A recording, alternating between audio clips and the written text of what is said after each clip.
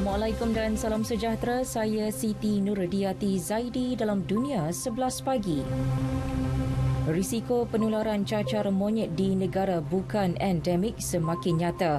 Ketua Pengarah Pertubuhan Kesihatan Sedunia, Dr. Tedros Adhanom Ghebreyesus berkata kemunculan penyakit itu di negara bukan endemik bermakna kemungkinan terdapat kes menular tanpa dikesan untuk suatu tempoh yang tidak diketahui. Setakat ini lebih 1,000 kes telah disahkan di 29 negara bukan endemik. Wujud kebimbangan mengenai jangkitan dalam kalangan kumpulan rentan termasuk wanita hamil dan kanak-kanak. Terbaru, Greece pula mengesahkan kes pertama cacar monyet. Kes membabitkan seorang lelaki yang baru pulang dari Portugal. Dia mengalami beberapa simptom termasuk demam dan ruam seperti cacar air. Kesan pencerobohan Rusia di Ukraine semakin teruk dan boleh menjejaskan 1.6 bilion populasi dunia.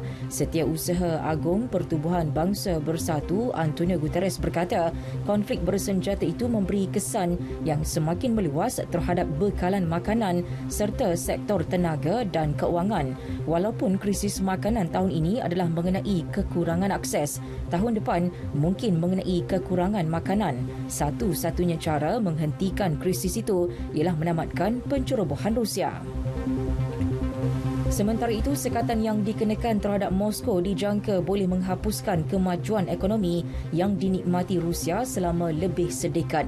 Analisis terbaru Institut Keuangan Antarabangsa IFF meramalkan pengucupan sebanyak 15% tahun ini dan 3% lagi pada 2023. Pakar ekonomi IFF Elina Rybakova berkata pengucupan berterusan meletakkan Rusia dalam risiko kehilangan keuntungan ekonomi yang dicapai selama kira-kira 15 tahun.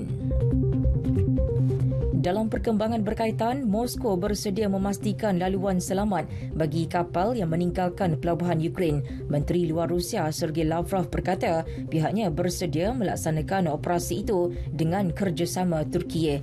Rakan sejawatannya dari Turkiye, Mevlut Cavusoglu pula berkata Ankara menyokong tuntutan Rusia agar sekatan kuasa barat terhadap sistem keuangan Moskow ditarik balik jika pasaran antarabangsa dibuka kepada bijirin Ukraine. Atas permintaan Pertubuhan Bangsa Bersatu, Turkiye menawarkan perkhidmatannya mengiringi konvoi maritim dari pelabuhan Ukraine. Pendakwa raya Britain memberi kuasa kepada Polis Metropolitan London untuk mendakwa penerbit filem Hollywood terkenal Harvey Weinstein atas tuduhan serangan seksual. Weinstein, 70 tahun, pada Februari 2020 disabitkan pertuduhan merogol dan serangan seksual di Amerika Syarikat. Dia dijatuhi hukuman 23 tahun penjara. Keputusan yang dilihat kemenangan kepada pergerakan #MeToo. Weinstein kini dipenjarakan di sebuah penjara di California dan sedang menunggu satu lagi perbicaraan atas dakwaan serangan seksual terhadap 5 wanita. Bola Sepak Piala Asia 2023, Malaysia memulakan kempen pusingan kelayakan dengan memungut 3 mata penuh. Skuad Harimau Melaya beraksi cemerlang mengejutkan Turkmenistan 3-1 dalam perlawanan di Stadium Nasional Bukit Jalil. Kemenangan itu meletakkan skuad bimbingan Kim Pan-gon di tangga teratas kumpulan E.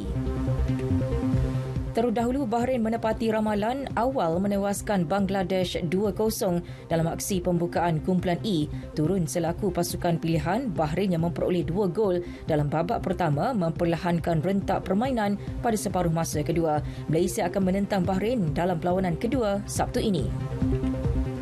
Sementara skuad Harimau Muda menamatkan cabaran di kejohanan Piala Asia bawah 23 tahun di Uzbekistan dengan 3 kekalahan. Pasukan bimbingan Brad Malini tewas perlawanan terakhir kumpulan C kepada Vietnam dengan jaringan 0-2. Harimau Muda sebelum ini tumpas 1-4 kepada Korea Selatan dan 0-3 kepada Thailand. Akhir sekali Liga Negara Eropah, Belgium membelasah Poland 6-1 dalam perlawanan kedua kumpulan 4 Liga A awal pagi tadi. Kemenangan itu membolehkan pasukan bimbingan Roberto Martinez naik ke tangga kedua dengan 3 mata. Berkongsi mata dengan Poland yang turun ke tangga ketiga.